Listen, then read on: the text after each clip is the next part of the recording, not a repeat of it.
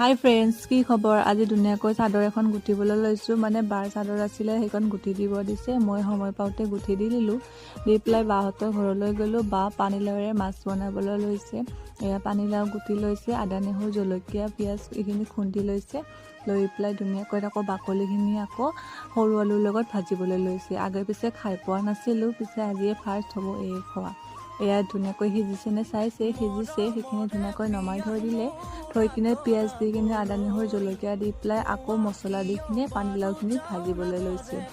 ভাজি কিনে হালধি নিমখ চৌদা অকণমান দি অকণমান জিৰা দি কিনে অকণমান সময় লাৰি পেলাই ঢাকনি এখনেৰে ধুনীয়াকৈ ঢাকি মেলি লৈছে, যাতে বস্তুখিনি ভালদৰে সিজি যায়।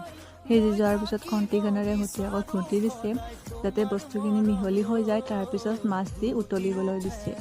এইফালে আকৌ বাবুহঁতে লগৰে লগত খেলি আছে। পিছে আজি দুপৰীয়াৰ থালিখন এনেকৈয়ে দিলে বা আজিৰ ভিডিঅ'টো ইমানেই আছিলে। বাই।